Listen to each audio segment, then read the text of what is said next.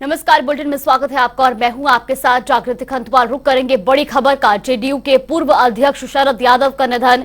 75 साल की उम्र में शरद यादव का निधन हुआ है। तो वहीं आपको बता दें कि गुरुग्राम के फोर्टिस अस्पताल में उनका निधन हुआ है, जहां बेटी सुभाषिनी ने ट्वीट कर जानकारी दी।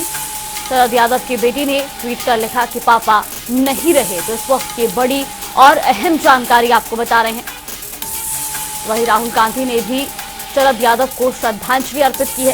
75 साल की उम्र में शरद यादव का निधन हुआ है।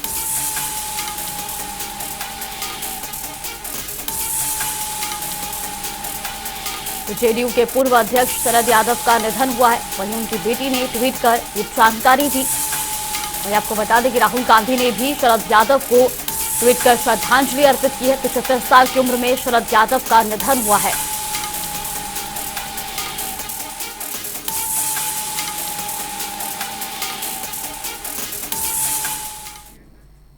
तो एक गुरुग्राम से आकाश खुराना हमारे साथ जुड़ गए हैं। आकाश, सबसे पहले आपसे जानना चाहेंगे, शरद यादव का निधन हुआ है, क्या कुछ पूरी जानकारी मिल रही है? फोर्टिस अस्पताल में उन्होंने आखिरी सांस ली है। कल देर रात में हेलो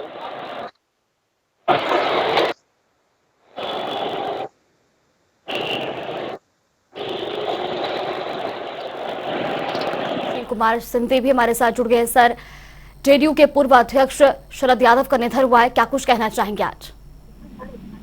शरद यादव जी एक कट्टे समाजवादी लीडर थे और हमेशा उन्होंने समाजवाद अपनाया और जो भी राजनीति उन्होंने चलाई समाजवादी जीवन की प्रणाली पर ही चलाई। और वो जिस तरह से उन्होंने अपनी जहाँ भी बिहार में हो, चाहे उत्तर प्रदेश में हो, चाहे और भी जगह हो, ये सभी जगह उन्होंने अपना योगदान दिया और देश को समाजवादी जीवन की प्रणाली में लेके जाने के लिए प्रयास किया। ऐसा एक सच्चा कार्यकर्ता जो आखिर तक झगड़ते रहा समाजवादी प्रणाली के लिए, तो उसको आज वो हमारे में नहीं रहे हैं। मैं उनके इस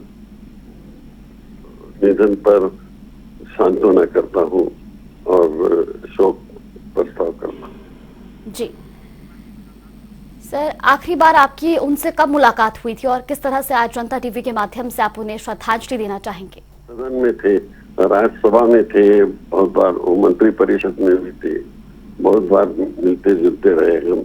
जी जी सर, बहुत बहुत धन्यवाद आपका हमारे साथ जुड़ने के लिए।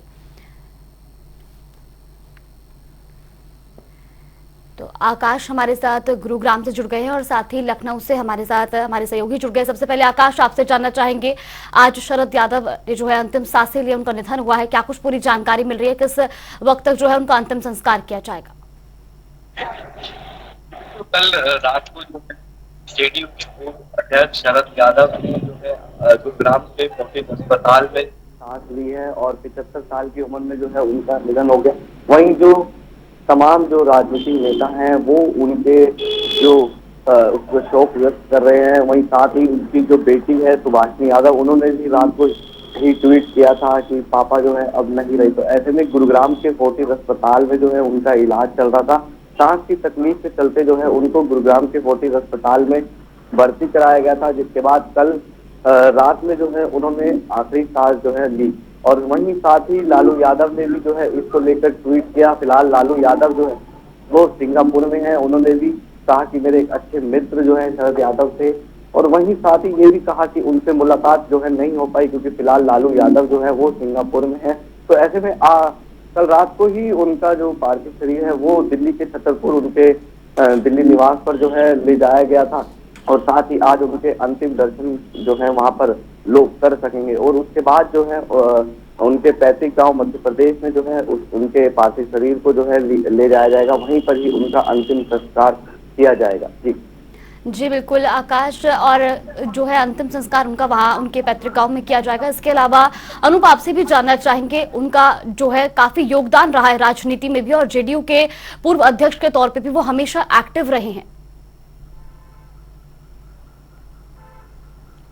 देखिए जागृति, शरद पवार की जब बात आती है तो वास्तव में एक राजनेता थे और बिहार के साथ साथ उत्तर प्रदेश, मध्य प्रदेश में उनकी भागीदारी रही है। आप सोच सकते हैं कि बिहार में 4 बार सांसद रहे हैं, उत्तर प्रदेश में बदायूं की सीट से 1 बार सांसद रहे हैं और 2 बार मध्य प्रदेश से भी सांसद रहे हैं। यानी उनका झंडा जो बुलंद बिहार के साथ साथ कई अन्य राज्यों में भी रहा है। आप समझ सकती है कितने बड़े नेता होंगे वो, उनकी लोकप्रियता क्या होगी कि प्रदेश के बाहर भी उनका झंडा बुलंद रहा है। निश्चित रूप से यही वजह है कि विपक्ष के साथ साथ सत्ता पक्ष भी आज उनको श्रद्धांजलि दे रहा है। नरेंद्र मोदी प्रधानमंत्री ने भी श्रद्धांजलि दी है, चाहे जो छोटे नेता हो या बड़े नेता, पक्ष विपक्ष के सभी आज सभी की आंखें नम है, उनको याद कर रहे हैं, उनके राजनीतिक करियर को याद कर रहे हैं कि बीपी सिंह से किस प्रकार से उन्होंने जो कमीशन की रिपोर्ट लागू कराई थी वो भी लोगों को याद है, उस इतिहास के पन्नों में दर्ज है। लेकिन आज एक बहुत बड़ी क्षति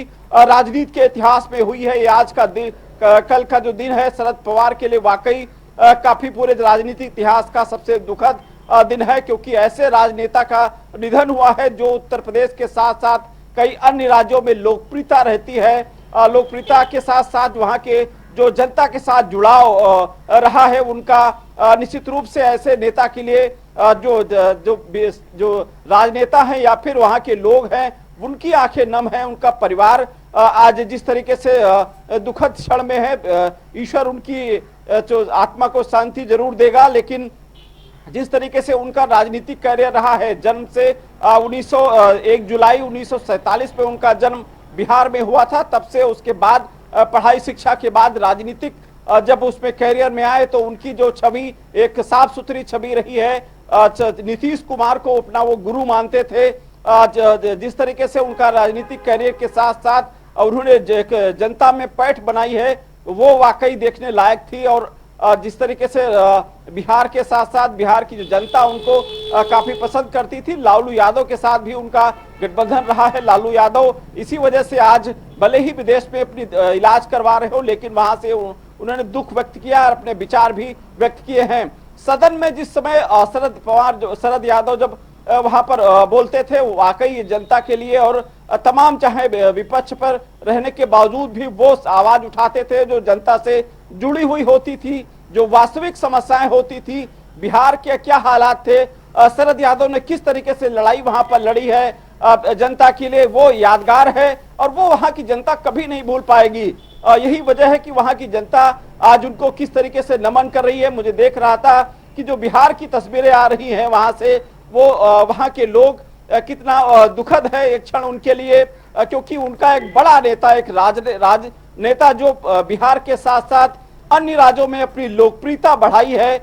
ऐसे बहुत ही कम नेता होते हैं जो अन्य राज्यों में इस तरीके से जलवा जलाल होता है, अन्य राज्यों में जिस तरीके से लोकसभा के सदस्य चुने गए हैं। तो जागृति कहा जा सकता है कि शरद यादव की एक बड़ी क्षति मानी जाती है राजनीति को लेकर के, और लोग जिस तरीके से उनके तो हमारे साथ पूर्व मुख्यमंत्री हरीश रावत भी जुड़ गए। हरीश रावत जी, जिस तरह से अब जो है जेडीयू के पूर्व अध्यक्ष शरद यादव का निधन हुआ है, किस तरह से आज उनको आप श्रद्धांजलि देना चाहेंगे?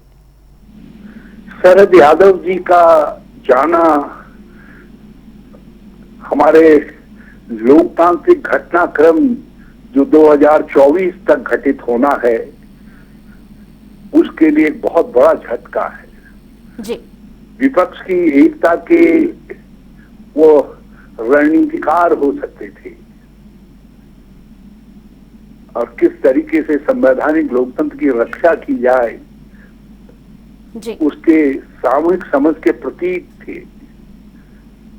गरीबों ने, आम जन ने अपने एक संघर्ष के प्रतीक व्यक्तित्व को खो दिया और हमारे मित्र थे। मैं उनको अश्रुपूर्ण श्रद्धांजलि अर्पित करता हूँ। सर, ये भी जानना चाहेंगे आखिरी बार आपकी उनसे कब मुलाकात हुई थी? कई बार मुलाकात हुई। इधर कुछ समय से मैं भी इतना वो नहीं रह गया, लेकिन पिछले 4 महीने से जो है मैं या इसके आसपास, क्योंकि कई व्यक्तित्व ऐसे होते हैं उनके साथ आपकी ऐसी घनिष्ठता होती है जैसे लगता है कि कल ही मिले, लेकिन इधर शायद 4-5 महीने हो गए। लेकिन वो एक ही शब्द कहते थे मुझसे, हरीश डटे रहो। जी बिल्कुल। और हेलो। जिस तरह से बिहार में भी वो जो है 4 बार सांसद रहे और ऐसे में जनता उनके बीच, जनता का किस तरह की उनकी छवि थी जनता के बीच, ये भी जग जाहिर है। और ऐसे में आप के साथ उनके किस तरह के संबंध रहे? तो यहाँ पे तकनीकी खराबी के चलते संपर्क टूट गया है। अशोक,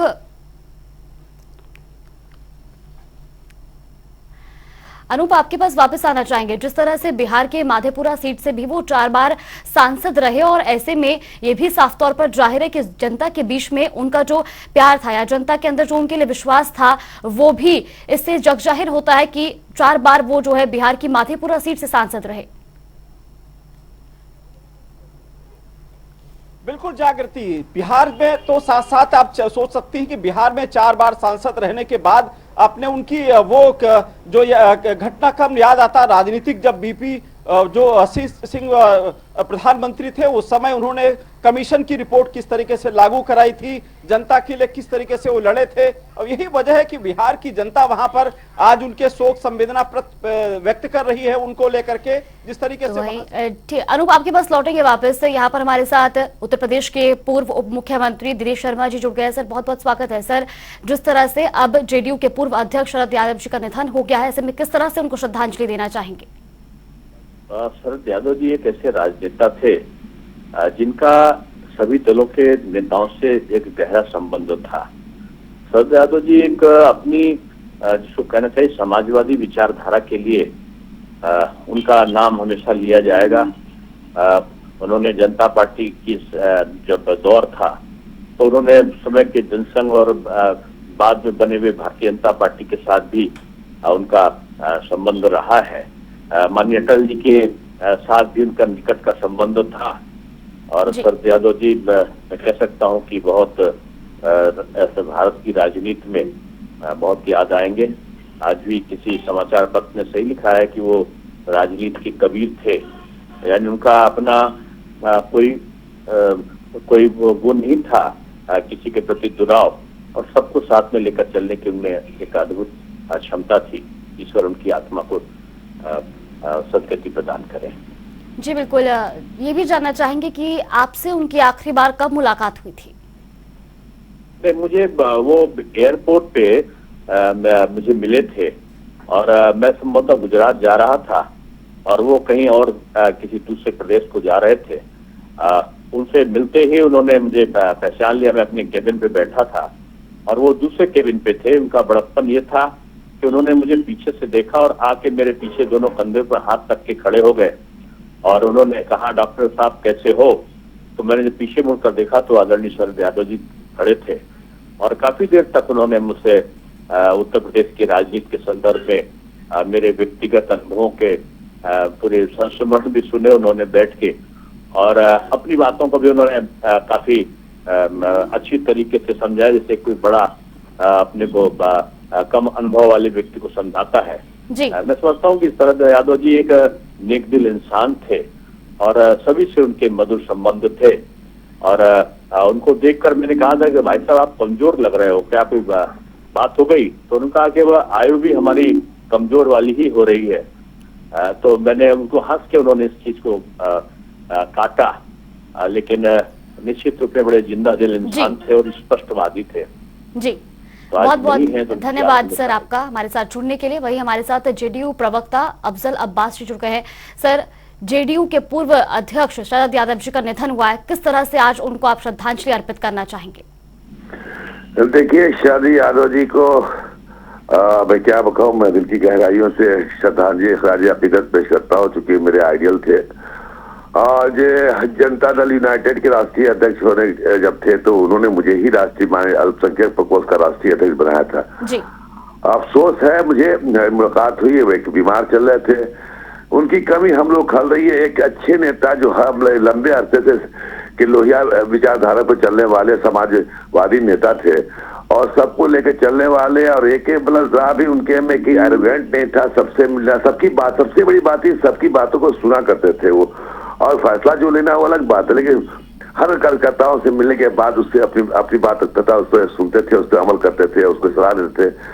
मेरा हम एक लंबे अरसे से तो नहीं, लेकिन जब से मैं जदयू में ज्वाइन किया 10-12 साल से मेरा भी ताल्लुकात रहा है। जी। मुझे वो दिन याद है जब इतना खुश थे वो, जब उनके घर में 2016-17 में 16 में जब अवतार पार्टी का आयोजन मैंने ही किया था, जिसमें सोनिया गांधी सब लोग आए। सोनिया गांधी मतलब नीतीश कुमार जी हमारे पार्टी के राष्ट्रीय अध्यक्ष उस वक्त, वो सब लोग पहुंचे थे वहां पे। मतलब इतना खुश थे कि हाँ, कहा कि देखो 12 साल के बाद से मेरे घर पे एक लंबे अरसे के बाद से अवतार पार्टी तुम करो। हमको भी याद है कि तुमको मतलब कि बहुत सारी बातें अभी याद आ रही हैं जो मतलब कि मरमाहत कर रही हैं। अब चलिए, चूंकि मरना सबको है, मरना लाजमी है, हम भी आए, हम भी जाएंगे, आप भी आए, आपको भी जाना है, लेकिन उनकी कमी समाजवादी सब विचारधारा को तो खलेगी ही। देश के साथ साथ जो समाजवादी विचारधारा के लोग थे उनको जरूर खलेगी, और सबको लेके चलने की क्षमता थी उनके में जी। वो बेमिसाल थे। जी, बहुत बहुत धन्यवाद आपका हमारे साथ जुड़ने के लिए। अनूप, आपका भी बहुत बहुत धन्यवाद। आकाश, आपका भी बहुत बहुत धन्यवाद हमारे साथ जुड़ने के लिए और तमाम जानकारी हम तक पहुंचाने के लिए। वहीं रुक करेंगे अगली बड़ी खबर की ओर। जेडीयू पूर्व अध्यक्ष शरद यादव का निधन, पीएम ने ट्वीट कर शोक व्यक्त किया है। तो वहीं आपको बता दें कि सीएम योगी आदित्यनाथ ने भी ट्वीट कर दुख जताया है। कई दिग्गज नेताओं ने भी उनके निधन पर शोक व्यक्त किया है। ये बड़ी और अहम जानकारी। तो ये बड़ी खबर आपको बता रहे, जहां जेडीयू के पूर्व अध्यक्ष शरद यादव का निधन हो गया है। तो वहीं आपको बता दें कि पीएम मोदी ने ट्वीट कर उनके निधन पर शोक व्यक्त किया है। साथ ही सीएम योगी आदित्यनाथ ने भी ट्वीट कर दुख जताया है। इसके अलावा तमाम दिग्गज नेताओं ने भी उनके निधन पर शोक व्यक्त किया है। तो पीएम मोदी ने भी ट्वीट कर लिखा है कि श्री शरद यादव जी के निधन की खबर अत्यंत दुखदायी। जीवन में उन्होंने खुद सांसद और मंत्री रहकर जनता का सरोकार किया। साथ ही उन्होंने ये भी लिखा कि मैं हमेशा हमारी बातचीत को संजो कर रखूंगा। उनके परिवार और प्रशंसकों के प्रति संवेदनाएं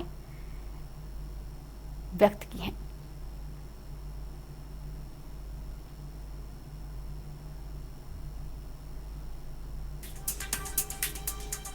तो पीएम मोदी ने भी ट्वीट कर उनके निधन पर शोक व्यक्त किया है। साथ ही उन्होंने उनके परिवार और प्रशंसकों के प्रति संवेदनाएं भी व्यक्त की हैं। जेडीयू के पूर्व अध्यक्ष शरद यादव का 75 साल की उम्र में निधन हुआ है, जिसके बाद प्रधानमंत्री नरेंद्र मोदी, सीएम योगी आदित्यनाथ और तमाम दिग्गजों ने ट्वीट कर उन्हें श्रद्धांजलि अर्पित की है। तो वहीं सीएम योगी आदित्यनाथ ने भी लिखा कि पूर्व केंद्रीय मंत्री श्री शरद यादव जी का निधन अत्यंत दुखदायी। उन्हें विनम्र श्रद्धांजलि। प्रभु श्री राम से प्रार्थना है कि दिवंगत आत्मा को अपने श्री चरणों में स्थान और शोक संतप्त हो, ये दुख सहने की शक्ति प्रदान करे। वहीं पूर्व केंद्रीय मंत्री श्री शरद यादव के निधन पर उन्होंने दुख व्यक्त किया है। साथ ही बीजेपी प्रदेश अध्यक्ष भूपेंद्र सिंह चौधरी ने भी ट्वीट कर उनको श्रद्धांजलि अर्पित की है।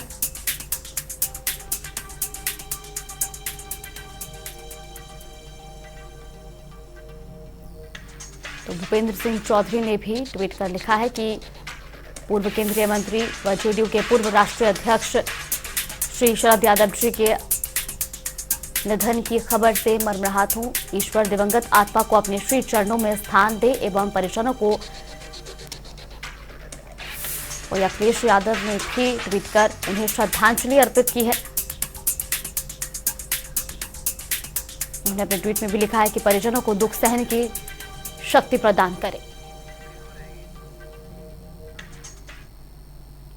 और रुक लेंगे इस वक्त की बड़ी खबर का। बड़ी और अहम जानकारी, वाराणसी में गंगा विलास क्रूज का उद्घाटन। गंगा विलास क्रूज समारोह हुआ शुरू। उद्घाटन समारोह में सीएम योगी आदित्यनाथ मौजूद है। वहीं आपको बता दें कि सीएम ने दीप प्रज्वलित कर शुभारंभ किया है। साथ ही पीएम ने वर्चुअली क्रूज गंगा विलास को हरी झंडी दिखाई है। तो इस वक्त की ये बड़ी और अहम जानकारी आपको बता दें, जहां वाराणसी से डिब्रूगढ़ के लिए क्रूज को हरी झंडी दिखाई है। इस वक्त की ये बड़ी और अहम जानकारी। तो गंगा विलास क्रूज समारोह शुरू हो चुका है। उद्घाटन समारोह में सीएम योगी आदित्यनाथ भी मौजूद हैं। वहीं आपको बता दें कि सीएम ने दीप प्रज्वलित कर इसका शुभारंभ किया है। तो गंगा विलास क्रूज को हरी झंडी पीएम मोदी दिखाएंगे, वर्चुअली इसको हरी झंडी दिखाएंगे। की सबसे प्राचीन नगरी, दुनिया की भारत की आध्यात्मिक और सांस्कृतिक राजधानी के रूप में विख्यात काशी विगत 8 वर्ष में अपनी इस विरासत की धरोहर को संरक्षित रखते हुए आदरणीय प्रधानमंत्री जी के मार्गदर्शन और नेतृत्व में एक नई काया और कलेवर के साथ वैश्विक मानचित्र पर उभरी है। आज काशी के साथ साथ उत्तर प्रदेश, बिहार, झारखंड आदि राज्यों के लिए एक नए युग में प्रवेश करने का दिन है और मैं इस अवसर पर आदरणीय प्रधानमंत्री जी का आभार व्यक्त करता हूं कि उत्तर प्रदेश जैसे राज्य के लिए जो हमेशा इस बात को लेकर के एक तड़प रहती थी कि लैंडलॉक्ड स्टेट होने के नाते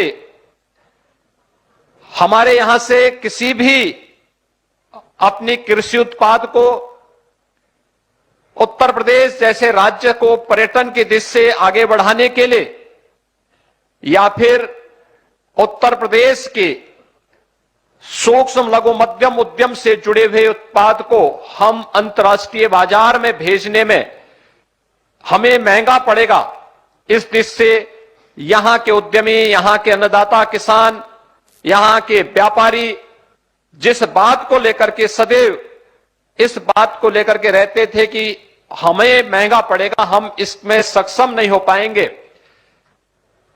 विगत 3 वर्ष के अंदर देश का नंबर 1 का वाटरवे नंबर 1 प्रारंभ होने के साथ लैंडलॉक्ड स्टेट की उस अवधारणा से मुक्त होते हुए पूर्वी बंदरगाह से काशी को जोड़ने का जो ऐतिहासिक कार्य हुआ और आज दुनिया के सबसे बड़े रिवर क्रूज एमबी गंगा विलास का शुभारंभ आदरणीय प्रधानमंत्री जी के करकमलों से प्रारंभ होने जा रहा है। मैं इस अवसर पर काशी वासियों की ओर से उत्तर प्रदेश वहीं इसी खबर पर ज्यादा जानकारी के लिए हमारे सहयोगी धर्मेंद्र चौबे हमारे साथ जुड़ गए। धर्मेंद्र, सबसे पहले आपसे जानना चाहेंगे, आज वाराणसी में जो है क्रूज को रवाना किया जाएगा, आज उसका शुभारंभ किया जा रहा है, क्या कुछ पूरी जानकारी मिल रही है?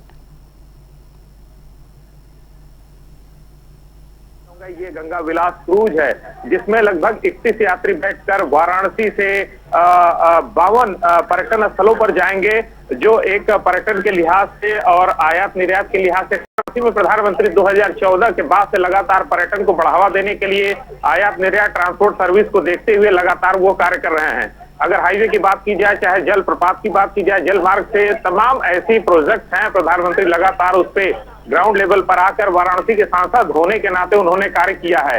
इसी क्रम में ये जो गंगा विलास क्रूज है, आज उद्घाटन प्रधानमंत्री इसका हरी झंडी दिखाकर यहाँ से रवाना करेंगे। ये लगभग उत्तर प्रदेश से होकर बिहार, झारखंड होते हुए असम और बांग्लादेश, ढाका तक जाएगा, क्योंकि ये प्रोटोकॉल के तहत दूसरे देश में भी इसकी एंट्री कराई जाएगी, जिससे कि आयात निर्यात और लगभग 51 ऐसे प्लेसेस होंगे जिससे सैलानियों को रूबरू कराया जाएगा। तो कहीं न कहीं पर्यटन के लिहाज से काफी और झारखंड, बांग्लादेश पूरे एक साथ जुड़ते हुए पर्यटक स्थल ऐसे होंगे जिससे कि आम सैलानी जो बाहर के विदेशी पर्यटक होंगे उनके लिए काफी मायने में खास माना जाएगा। जी जागृति। जी बिल्कुल, बहुत बहुत धन्यवाद आपका हमारे साथ जुड़ने के लिए और तमाम जानकारी हम तक पहुंचाने के लिए। वही रुक करेंगे अगली बड़ी खबर की ओर। बड़ी और अहम जानकारी इस वक्त की आपको बता दें तो इस वक्त की बड़ी और अहम जानकारी, सीएम धामी करेंगे बैठक की अध्यक्षता। दोपहर 12 बजे बैठक आयोजित की जाएगी। तो वहीं आपको बता दें कि इस बैठक में जोशीमठ आपदा के संदर्भ में अहम निर्णय होंगे। आज कैबिनेट की अहम बैठक होने जा रही है, जहां प्रभावितों के पुनरावास और मुआवजे पर भी चर्चा की जाएगी। तो वहीं सीएम धामी इस बैठक की अध्यक्षता करेंगे। इस वक्त की ये बड़ी और अहम जानकारी, दोपहर 12 बजे से सचिवालय में होगी बैठक। बुलेटिन में फिलहाल के लिए बस इतना ही। आप बनी रहिए हमारे साथ। नमस्कार।